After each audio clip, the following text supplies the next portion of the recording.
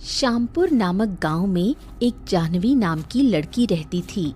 उसके घर में उसके खरगोश के सिवा उसका कोई अपना नहीं था। एक दिन जाह्नवी घर में बैठी हुई थी, तभी खरगोश उसके पास आकर बोला, जाह्नवी, तुमको पता है आज पूर्णिमा की रात है, वही रात जो आज से 21 वर्ष पहले आई थी। आज सितारों का रुख भी मुझे बदला हुआ लग रहा है। सच कहूँ तो मुझे बहुत डर लग रहा है। मुझे भी ऐसा ही लग रहा है गोलू, परंतु हम कर क्या सकते हैं? अब जो होगा वो देखा जाएगा। वो दोनों बात कर ही रहे थे, तभी पड़ोस का एक बूढ़ा चिल्लाते हुए वहां आया।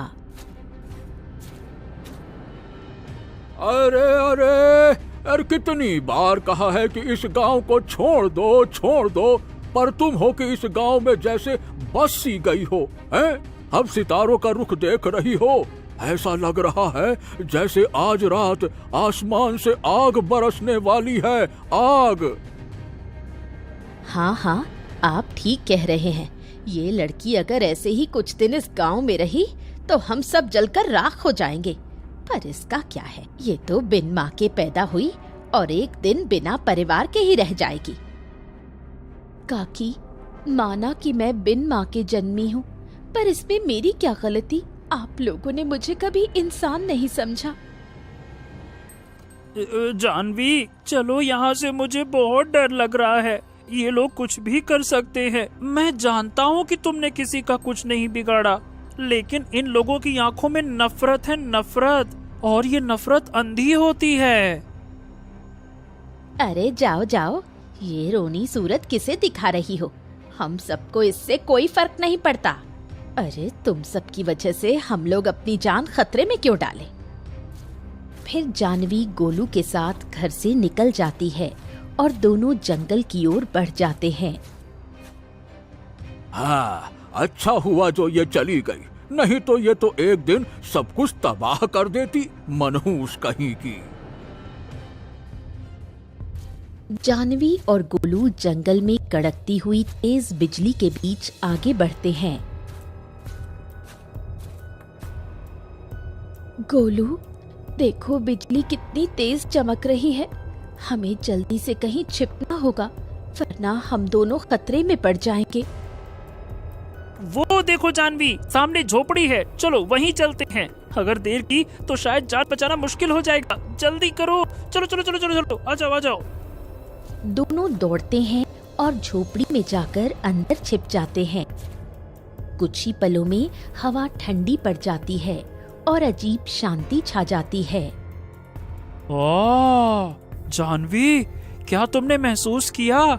ऐसा लग रहा है जैसे जंगल खुद हमारी हिफाजत कर रहा है। हम भागते हुए सीधे एक झोपड़ी के सामने आ गए, एकदम सही वक्त पर। कोई तो है जो चाहता है कि तुम सुरक्षित रहो। हाँ गोलू, मैं भी महसूस कर रही हूँ। गांव में एक एक कदम पर अपमान मिलता था, लेकिन इस अजनबी जंगल में मुझे पहली बार ऐसा लग रहा है जैसे कोई मेरे साथ है। जैसे ये पेड़, ये हवा, ये मिट्टी, सब मुझे पहचानते हैं। मुझे लगता है मेरी असली पहचान इस जंगल से जुड़ी है। हो, तो क्या गांव तुम्हारे लिए गलत जगह थी? क्या तुम वाकई किसी और भाग्य की बेटी हो? हाँ, ये तो मेरी जिंदगी की सबसे रहस्यमय पहेली बन चुकी है। मैं कौन हूँ? क्यों जंगल मुझे अपनाता है और लोग मुझे ठुकराते हैं? पता नहीं गोलू, पर अब मैं डरूंगी नहीं, क्योंकि शायद अंधेरे में ही मुझे मेरी रोशनी मिलेगी। तभी रात बीत जाती है और अगली सुबह। गोलू चलो, अब वापस घर चलते हैं। शायद अब कोई कुछ नहीं कहेगा। शायद अब गांव वालों का गुस्सा शांत हो गया होगा। पर जाह्नवी, क्या तुम्हें यकीन है कि वो हमें फिर से घर में घुसने देंगे? हाँ गोलू, एक बार कोशिश तो करनी चाहिए। हर बार डर कर भाग जाना भी तो ठीक नहीं। दोनों धीरे धीरे गांव की ओर लौटते हैं। और जैसे ही जानवी अपने घर के दरवाजे के पास पहुंचती है, तभी एक सैनिक आता है। क्या तुम जानवी हो? जी हाँ, पर आप कौन हैं और मुझे क्यों ढूंढ रहे हैं? तुम्हें अभी इसी वक्त मेरे साथ महल चलना होगा। महाराज ने तुम्हें बुलाया है, चलो। मगर क्यों? महल क्यों? मुझे तो कोई गलती याद नहीं आ रही। क्या आप मुझे बता सकते हैं महाराज ने मुझे महल क्यों बुलाया? हाँ, गांव वालों ने कहा है कि तुम इस गांव में नहीं रह सकती, इसलिए महाराज ने आदेश दिया है कि तुम्हें महल बुलाया जाए, चलो। तो क्या अब मेरा गांव भी नहीं रहा? मेरे पास रहने को जगह भी नहीं है। मैं तुम्हारे साथ चलूंगा जानवी, चाहे जहाँ भी जाना हो। हाँ, मैं तुम्हें नहीं छोड़ूंगा। हाँ ठीक है, चलो। तुम चाहो तो आ सकते हो, लेकिन महाराज का आदेश है कि जानवी को तुरंत महल लेकर आया जाए, चलो। गोलू, तुम यही मेरा इंतजार करना, मैं वापस आऊंगी। फिर जानवी सैनिकों के साथ महल की ओर निकलती है और थोड़ी ही देर में वो महल पहुंचती है, जहां सिंहासन पर बैठे महाराज उसे देख रहे होते हैं। महाराज, क्या मैं जान सकती हूँ कि मुझे महल क्यों बुलाया गया है? तो तुम हो जानवी। बात यह है कि तुम्हारे गांव वाले बहुत परेशान हैं और उनकी परेशानी का कारण तुम हो। अगर कोई एक व्यक्ति होता तो मैं तो उसे समझा देता, मगर पूरे गांव ने शिकायत की है कि तुम्हारी उपस्थिति से गांव पर मुसीबत आने वाली है। वो मानते हैं कि तुम वहां रहोगे तो गांव का सुख चैन छिन जाएगा, इसीलिए तुम्हें ये गांव छोड़कर जाना पड़ेगा। हमें माफ करना, हमें मजबूरी में ये निर्णय लेना पड़ा। महाराज, मैं तो सिर्फ एक साधारण लड़की हूँ। मेरी माँ नहीं है, मेरा कोई परिवार नहीं है। मैंने किसी को कुछ नहीं कहा, फिर क्यों मुझे इतनी बड़ी सजा दी जा रही है? मैं गांव छोड़कर जाऊंगी तो जाऊं कहाँ, किसके पास? हाँ, हम समझते हैं जानवी, पर हम इसमें कुछ नहीं कर सकते। गांव वालों के साथ राजा को भी खड़ा होना पड़ता है। प्रजा की सुख दुख के लिए ही राजा बनते हैं हम, और जब पूरा गांव तुमसे खौफजदा है तो ऐसे में पूरे गांव को उकसाकर तुमको इस गांव में रहने की अनुमति नहीं दे सकता मैं। जानवी की आंखों से आंसू बहने लगे। वो मुड़कर जाने लगती है। तभी महल के कोने से धीमे कदमों से दाई माँ सामने आती हैं और तेज आवाज में कहती हैं, रुको रुको जानवी, तुम यहीं रुको। दाई माँ, आप यहाँ क्या कर रही हैं? महाराज, आप नहीं जानते, ये वही लड़की है जिसे करीब 20 वर्ष पहले मैंने खुद गांव में जाकर छोड़ा था। ये क्या कह रही हैं आप दाई माँ? ये लड़की कौन है? इसके माँ बाप कौन थे और इसे गांव में क्यों छोड़ा गया? महाराज, ये बात आज से लगभग 20 वर्ष पहले की है, मेरे और मेरे बेटे बिरजू की। कौशल्या बहन,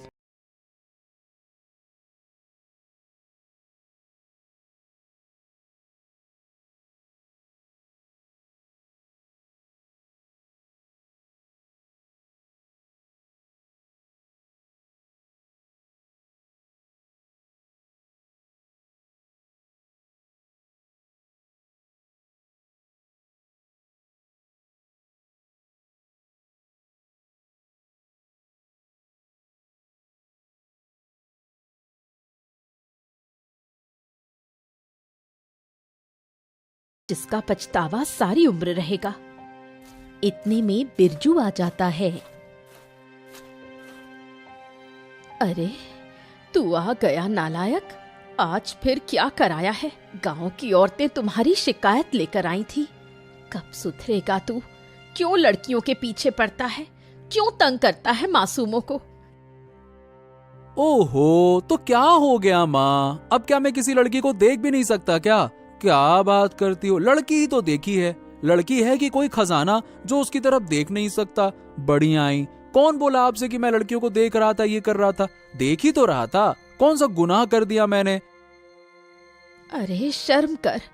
एक दिन तुझे तेरे इन कर्मों का ऐसा फल मिलेगा कि तू अपने आप को भी नहीं पहचान पाएगा। हाँ, अरे ये बताओ, खाने को मिलेगा या फिर नहीं मिलेगा, या फिर तुम्हारा भाषण ही खाना पड़ेगा? अरे देख क्या रही हो, बताओ ना माँ। इतना कहकर बिरजू घर में चला जाता है। हे भगवान, तूने मुझे ये कौन सा दुख दिया है? किस जन्म का पाप था मेरा जो तूने मुझे ऐसी संतान दी? मैं क्या करूं? मैं तो टूट गई हूं। कुछ दिन बीत जाते हैं। बिरजू की हरकतें और बेशर्मी बढ़ती जाती है। वो हर किसी को नीचा दिखाने और मजाक बनाने में ही आनंद लेता है। फिर एक दिन दोपहर का समय था। एक शांत नदी के किनारे पीपल के नीचे एक साधु गहरी तपस्या में लीन थे। तभी बिरजू वहां पहुंचता है। अरे ये बाबा यहाँ कब से बैठे हैं इस तरह से? हेलो भाई, कोई इतना शांत कैसे रह सकता है? थोड़ी मजा तो होना ही चाहिए। रुको, अभी मजा करता हूँ। फिर वो एक पत्थर उठाकर साधु के ऊपर फेंक देता है। अरे दुष्ट अधर्मी, तूने मेरी तपस्या भंग की है, मुझे अपमानित किया है। अब सुन मेरी वाणी, मैं तुझे श्राप देता हूँ कि तेरे शरीर पर ऐसा कोढ़ फूटेगा कि हर कोई तुझसे नफरत करेगा, कोई तुझे छूना भी नहीं चाहेगा। तेरे पाप तेरे शरीर पर सड़न बनकर उतरेंगे।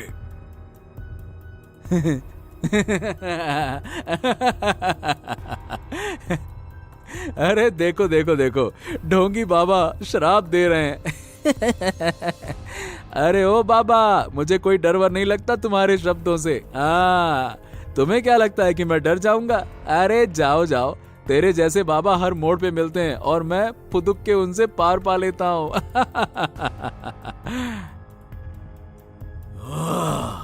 समय आने पर तुझे सब पता चल जाएगा, जब तेरे शरीर में तेरे ही पापों की गंध उठेगी और तू दूसरों के लिए भी अभिशाप बन जाएगा। तथास्तु। साधु वहां से चले जाते हैं। बिरजू हंसता हुआ अपने घर लौटता है, पर जैसे ही वो रास्ते में चला जा रहा था, उसकी पीठ में अचानक तेज खुजली होने लगी। अरे यार, ये क्या हो रहा है? पीठ में खुजली क्यों हो रही है? अरे रे रे रे, बड़ी तेज खुजली हो रही है। पेड़ से रगड़ के साफ करता हूँ।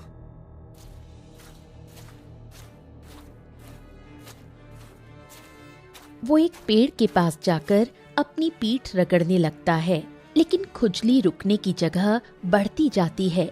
फिर उसके हाथों में फोड़े निकलने लगते हैं और धीरे धीरे उसके पूरे शरीर में लाल चकत्ते और घाव दिखने लगते हैं।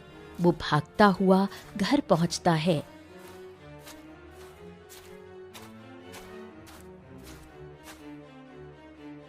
हे भगवान, ये क्या हो गया?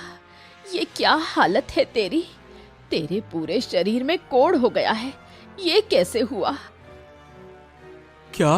अरे नहीं नहीं नहीं नहीं, नहीं माँ, ऐसा नहीं हो सकता। मेरा शरीर, मेरा चेहरा, ये मेरा सब कुछ बर्बाद हो गया है। अरे ये कैसे हो गया? तूने क्या किया था?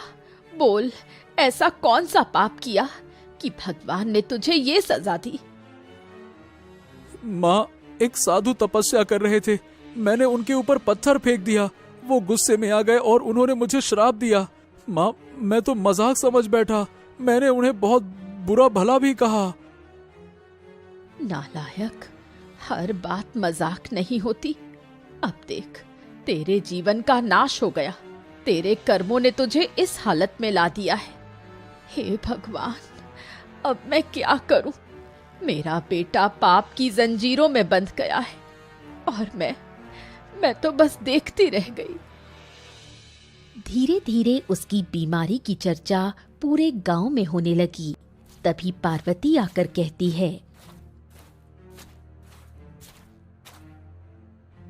अरे कौशल्या, तुम्हारे बेटे की बीमारी तो हर दिन बढ़ती जा रही है। यहाँ से दाहिनी तरफ एक सिद्ध साधु आए हैं। सुना है उनके आशीर्वाद से चमत्कार होते हैं। तू अपने बेटे को उनके पास ले जा या उन्हें घर बुला ले, कुछ तो कर। कहीं ऐसा ना हो कि बहुत देर हो जाए। मैं अभी जाती हूँ बहन, मैं अपने बेटे के लिए कुछ भी कर सकती हूँ। कौशल्या दौड़ती हुई साधु के पास जाती है।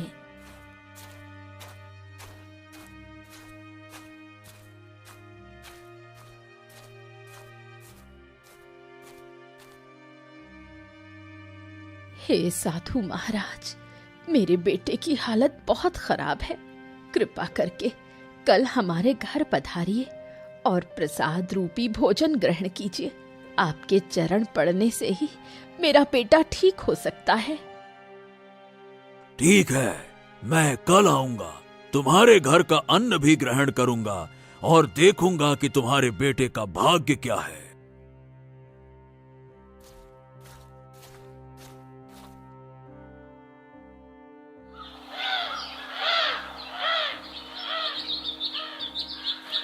अगले दिन साधु महाराज आते हैं, घर में प्रवेश करते हैं। तभी बिरजू उन्हें देखते ही चौंक जाता है। हाँ माँ, यही वो साधु हैं। इन्हीं ने मुझे श्राप दिया था। हे साधु महाराज, मुझसे भूल हो गई थी, कृपया करके मुझे क्षमा कर दीजिए, मुझे क्षमा कर दीजिए, क्षमा कर दीजिए। तुम जैसे नीच और अभिमानी व्यक्ति को ऐसा ही दंड मिलना चाहिए। तुमने अपने जीवन में केवल पाप किया है, पाप। अब वही पाप तुम्हारे शरीर पर रोग बनकर फूटे हैं। हे साधु महाराज, मेरी गलती थी जो मैंने ऐसे बेटे को जन्म दिया, पर कृपा करके मेरे बेटे को क्षमा कर दीजिए। आपकी दया से शायद उसका जीवन बच जाए। ठीक है, मैं तुम्हारे बेटे की बीमारी को ठीक कर दूंगा, लेकिन इसे अपने पापों के साथ ही जीना होगा, क्योंकि हर पाप का मूल्य चुकाना पड़ता है। आज रात चांदनी में इसे लेकर जंगल में आ जाना।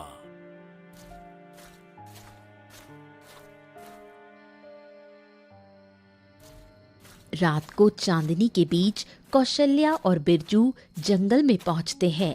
साधु वहां पहले से उपस्थित थे।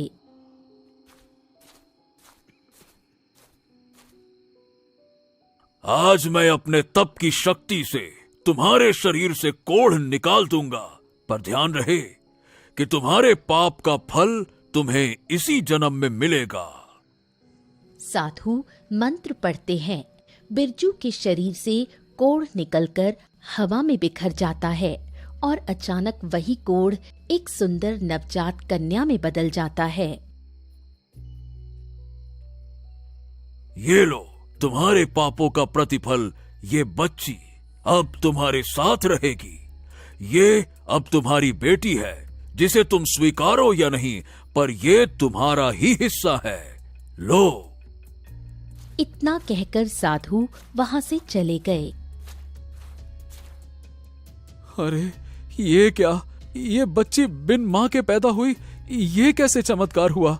मुझे तो इस बच्ची से डर लग रहा है, कहीं ये कोई बुरी शक्ति ना बन जाए। जो बच्ची बिन माँ के पैदा हो सकती है वो तो कुछ भी कर सकती है। ये मनुष्य की बेटी नहीं है। ये तो बड़ी ही अजीब सी चीज है। क्या माँ देख रही हो? ये क्या अजीब सी चीज है? चुप हो जा बिरजू, तू चाहे माने या ना माने, पर अब ये बच्ची तेरी है। तू चाहे भाग जाए, पर ये बच्ची तेरी परछाई बनकर हमेशा साथ रहेगी। बिरजू सिर झुकाकर सोच में पड़ गया।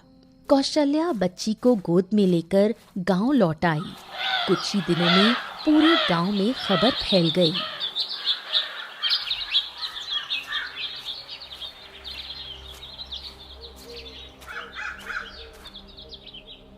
अरे कौशल्या, ये क्या? सुना है कि तेरे घर ऐसी बच्ची है जो बिन माँ के पैदा हुई है। ऐसा कैसे हो सकता है? कौन है वो? क्या बिरजू छिपा रहा है कुछ? अरे बिना माँ के कैसा हो सकता है? कुछ तो होगा। अरे बता ना। अरे कुछ मत पूछो, ये सब बहुत अजीब है। लगता है ये बच्ची किसी श्राप का फल है। बिरजू के शरीर से सारा कोढ़ ठीक हो गया है। शायद ये उसी का फल होगा। इतना कहकर पार्वती चली जाती है।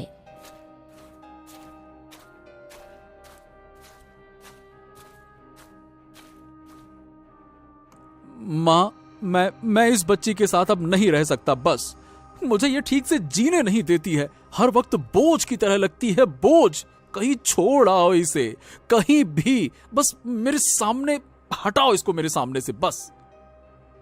क्या कह रहा है बिरजू? ये कोई चीज नहीं है जिसे फेंक दे। ये बच्ची हमारे साथ ही रहेगी। तो ठीक है, तुम लोग रहो इसके साथ। मैं नहीं रह सकता इसके साथ एक भी पल, बस। समय बीतता है।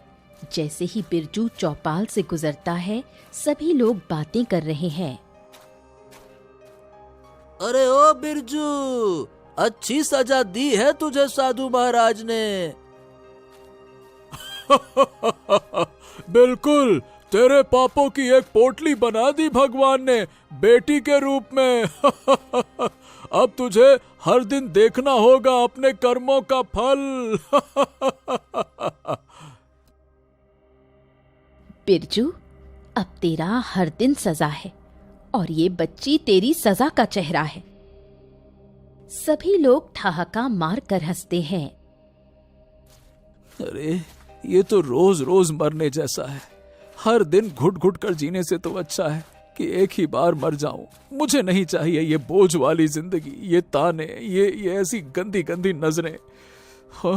नहीं चाहिए, मुझे नहीं चाहिए।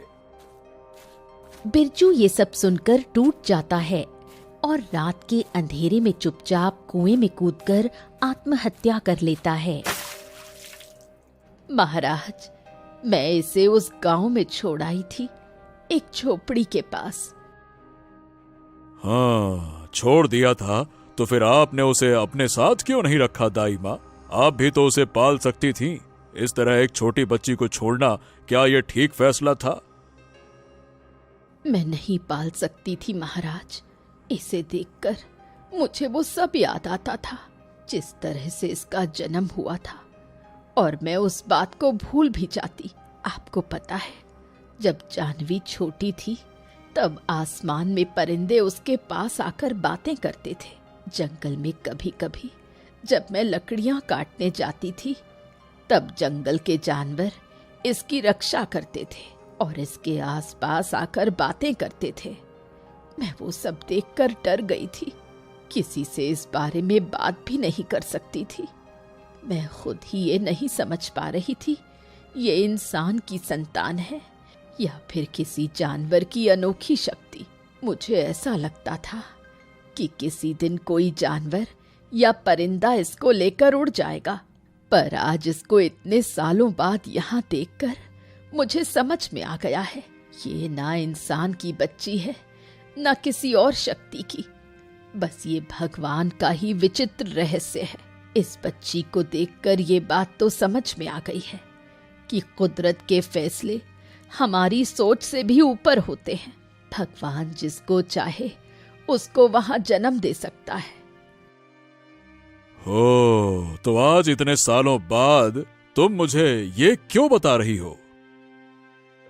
महाराज, जो तोहफा मुझे बुढ़ापे में लाठी बनकर मिला था और मैंने ठुकरा दिया था, आज मुझे वही बच्ची वापस चाहिए। ठीक है, अब से ये तुम्हारे साथ रहेगी और तुम इसकी देखभाल करोगी, ये समझकर कि वो जानवी तुम्हारी पोती है और उसका जन्म तुम्हारे पुत्र के खून से नहीं हुआ तो क्या हो गया? फिर भी ये आई तो इस दुनिया में तुम्हारे ही नाम से है ना? जी महाराज, धन्यवाद। महाराज, मैं इस महल या गांव में नहीं रहना चाहती। मैं अपनी पोती को लेकर यहाँ से बहुत दूर जाना चाहती हूँ, जहाँ कोई पहचान ना हो, कोई ताना ना हो। ठीक है, तुम जा सकती हो, जाओ। दादी, आप सच में मेरी दादी हो? मुझे यकीन नहीं हो रहा। मुझे मेरा परिवार मिल गया, मेरी अपनी दादी। हाँ बच्ची, अब मैं तुझे कभी अकेला नहीं छोड़ूंगी। अब मुझे इस गांव को छोड़ने का कोई गम नहीं है, क्योंकि अब मुझे मेरा अपना मिल गया। पर दाई माँ, मुझे ये समझ में नहीं आया कि आपने जानवी को पहचाना कैसे? आप तो उससे कभी मिली ही नहीं थी। उसके हाथ पर जो एक गहरा निशान है, उसी से मैं उसे पहचान गई थी। हो, वाह दाई माँ वाह, आपके अंदर इतनी ममता थी, फिर भी आपने समाज और डर की वजह से इस रिश्ते को छुपा कर रखा। खैर, अब आप जा सकती हैं जहां आपका मन हो, जाइए।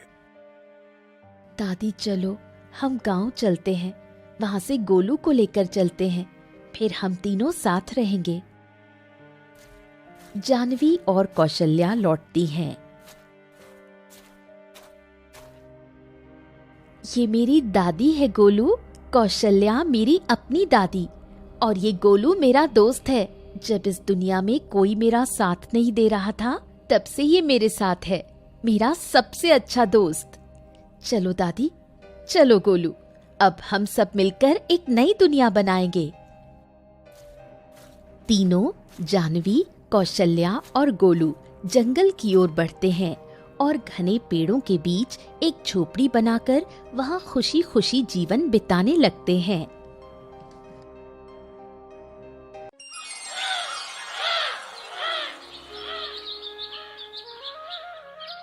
मुकेश, इस बार ठंड बहुत ज्यादा पड़ रही है। क्या होगा हमारा, कैसे होगा गुजारा? मैं भला चिंता कैसे ना करूं मुकेश। आप देखो, लकड़ियां भी बहुत कम बची हैं, आज जलाने भर बस। अगर लकड़ियां भी खत्म हो गई तो फिर हमारा क्या होगा? अरे शांति, तू चिंता मत कर, मैं सब कुछ देख लूंगा। लेकिन एक बात तो माननी पड़ेगी, इस साल ठंड बहुत ही ज्यादा है। चलो, मैं एक काम करता हूँ कि खेत में काम जल्दी कर लेता हूँ रात होने से पहले, है ना? मैं भला चिंता कैसे ना करूं मुकेश। आप देखो, लकड़ियां भी बहुत कम बची हैं, आज जलाने भर बस। अगर लकड़ियां भी खत्म हो गई तो फिर हमारा क्या होगा? हाँ, ये बात तो सही कही तुमने शांति, कि अगर हमारे पास थोड़ा पैसे ज्यादा होते तो हम लकड़ियां खरीद लेते, और अब इस कड़ाके की ठंड में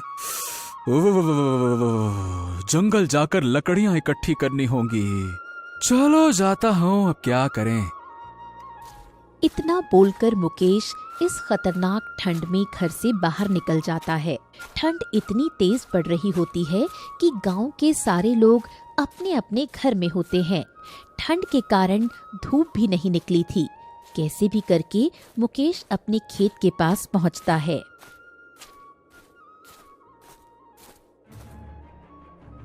अरे ये क्या, आज तो अच्छे से धूप भी नहीं आई। अरे भगवान, क्या होगा? ऊपर से कल ठाकुर साहब अपने पैसे लेने आ जाएंगे। क्या करूं, कैसे दूंगा उनके पैसे? चलो पहले जल्दी से लकड़ी इकट्ठा कर लेता हूं, नहीं तो रात हो जाएगी और जंगली जानवर घूमने लगेंगे। हाँ। मुकेश उदास होकर जंगल की ओर निकल जाता है। थोड़े समय बाद कुछ लकड़ियां इकट्ठा कर घर की ओर रवाना हो जाता है। ठंड के कारण सूखी लकड़ियां मिलना बहुत मुश्किल हो रहा था, जिससे गांव वाले और भी परेशान हो गए थे। दूसरे दिन ठाकुर, जो इस गांव का जमींदार था, जो इन गरीब किसानों को ज्यादा सूद पर पैसे दिया करता था, आज ये ठाकुर गुस्से में मुकेश के घर पहुंचा और जोरों से आवाज लगाई। मुकेश, अरे ओ मुकेश, ए भैया, जल्दी से बाहर आजा, आजा आजा आजा। आज तो मैं अपने पैसे लेकर ही जाऊंगा। अरे कहाँ रह गया रे? बाहर आ, जल्दी से बाहर आ।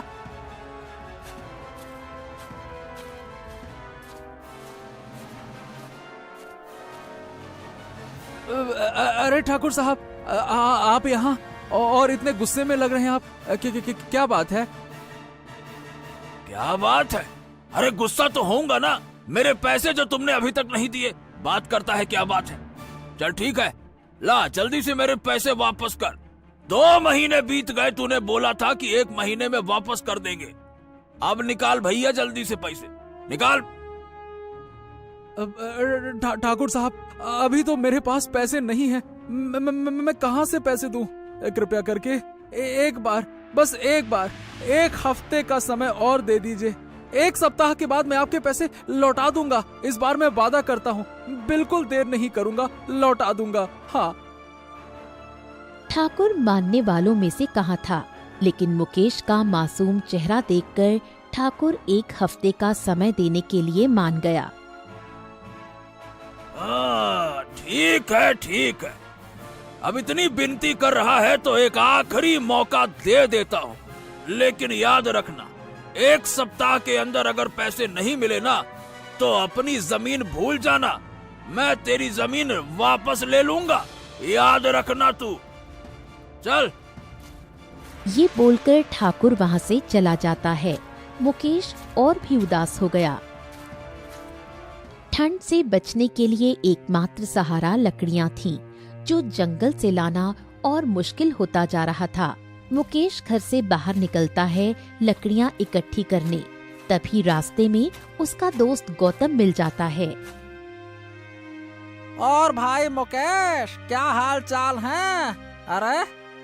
अरे भाई, इतनी ठंड में कहाँ चल दिए? अरे गौतम भाई, तुमको तो पता ही है कि मेरे पास उतने पैसे हैं नहीं कि मैं बाजार जाकर तुम्हारे जैसे लकड़ियां खरीद सकूं।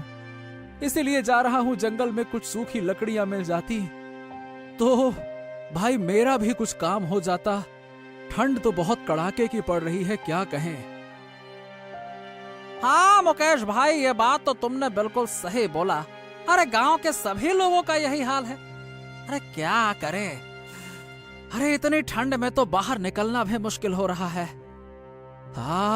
क्या होगा हमारा, भगवान ही जाने। इतनी बात कर मुकेश जंगल की तरफ निकल जाता है। थोड़ी देर बाद मुकेश जंगल में लकड़ियां इकट्ठी कर ही रहा होता है कि अचानक उसे एक छोटा सा बच्चा रोता हुआ दिखाई दिया। बच्चा अकेला था, ठंड से कांप रहा था। मुकेश उसके पास गया और जाकर बोला, अरे अरे अरे अरे, इतनी ठंड में तुम इस जंगल में क्या कर रहे हो? और तुम्हारे माता पिता कहाँ हैं? तुमको ठंड नहीं लग रही?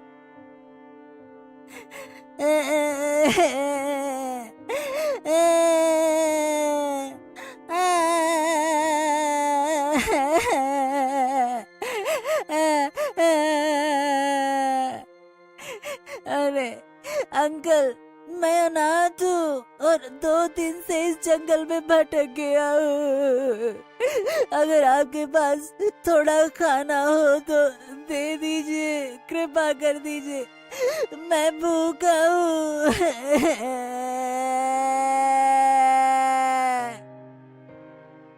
मुकेश अपने मन में सोचने लगा कि इस बच्चे को इस भयानक ठंड में नहीं छोड़ सकते। इसलिए मुकेश ने इस बच्चे को अपने घर ले जाना सही समझा। वो बेटा, तुम चलो मेरे साथ, तुम मेरे घर में रहना आज से, ठीक है? चलो चलो चलो चलो, बहुत ठंड है, आज से तुम वहीं रहना। अरे चलो जल्दी से। ठीक है अंकल, चलिए मैं चलता हूँ आपके साथ।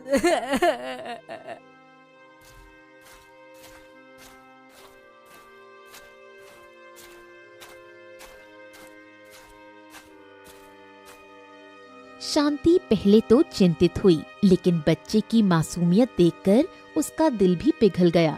उन्होंने बच्चे को अपना ही समझ लिया और उसका नाम रखा शक्ति। शक्ति बहुत ही समझदार बच्चा था। वो घर के कामों में भी मदद करता था और खेत पर भी मुकेश का हाथ बटाता था। कुछ दिन बीतने के बाद, अजी सुनिए, हम लोगों ने शक्ति को अपने साथ तो रख लिया, लेकिन अभी हमारे पास उतने पैसे नहीं हैं कि हम लोग उसकी सारी जरूरतें पूरी कर सके। हाँ शांति, ये बात तो तुम सही बोल रही हो, लेकिन पता है ये बच्चा ना बहुत तेज और समझदार है। अरे जब से ये मेरे साथ खेत में काम करने लगा है, बाप रे बाप, मैं तो देखता हूँ ये बहुत मेहनती है और बहुत दिल से काम करता है। हाँ, और भाग्यवान। मुझे लगता है कि इस लड़के में कुछ ना कुछ तो खास है। हाँ। अंकल, क्या आज हम लोग काम करने नहीं जाएंगे? अरे, तुम्हें कितनी बार कहा है, अब से हम तुम्हारे मम्मी और पापा जैसे हैं, तो तुम हमें मम्मी और पापा ही बुलाया करो, समझे? हाँ ठीक है मम्मी, जैसा आप बोलो। अरे बेटा शक्ति, आज तुम्हें कोई काम नहीं करना है। अरे आज ठंड बहुत पड़ रही है। मैं बस लकड़ियां लेकर आता हूँ। तुम दोनों जो लकड़ियां अभी जल रही हैं, उसी के पास बैठो, बढ़िया से आग तापो, है ना? मैं और लकड़ियां लेकर आता हूँ। और फिर हर रोज की तरह मुकेश जंगल में चला जाता है लकड़ियां लाने। अगले दिन 1 हफ्ता पूरा हो गया था और अब ठाकुर मुकेश के घर पहुंच गया अपने पैसे लेने। अरे मुकेश, अरे ओ मुकेश बा, मुकेश, अरे जल्दी से बाहर आ।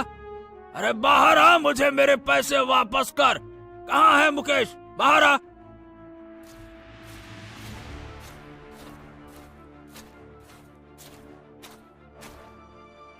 अरे अरे ठाकुर साहब, रुकिए रुकिए रुकिए रुकिए। मैं अभी आपके पैसे लाता हूँ। आप रुकिए, मैं लाता हूँ। फिर मुकेश घर के अंदर जाता है और जितने पैसे उसके पास बचे थे वो सारे पैसे ठाकुर को दे देता है। मुकेश की पत्नी शांति और शक्ति भी वहाँ पर आ गए। अरे अरे ये तो पूरे पैसे नहीं है। तूने तो कहा था कि 1 सप्ताह के बाद मेरे पूरे पैसे दे देगा। ये क्या चिल्लर दे रहा है तू? ठाकुर साहब देखिए, अभी मेरे पास जितने पैसे थे मैंने सारे पैसे आपको दे दिए। मैं आपसे वादा करता हूँ कि अगली बार पूरे पैसे आपको लौटा दूंगा, पक्का वादा करता हूँ। मुझे माफ कर दीजिए, मेरे पास कुछ पैसे कम पड़ गए। पैसे कम पड़ गए? चल ठीक है, मैं तेरे को 1 महीने का समय देता हूँ और ये आखिरी बार, समझ लेना, ये आखिरी बार है। अगर इस बार पैसे नहीं मिले तो मैं तेरा घर भी ले लूंगा और जमीन भी ले लूंगा, ठीक है? याद रखना, ठाकुर का कहा है और ठाकुर का कहा बदलता नहीं है। ये बोलकर ठाकुर वहाँ से चला जाता है। ठंड और भी तेज पड़ने लगी थी और अब मुकेश का लकड़ियां लाने का समय हो गया था। लेकिन इस बार मुकेश के साथ शक्ति भी जंगल में लकड़ियां इकट्ठी करने गया। जैसे ही दोनों जंगल पहुंचे तब मुकेश को सूखी लकड़ियां नहीं मिल रही थीं। तभी शक्ति को एक ऐसी जगह पता थी जहां बहुत से सूखे पेड़ गिरे हुए थे। वहां बहुत लकड़ियां थीं, जिसे देख मुकेश खुश हो गया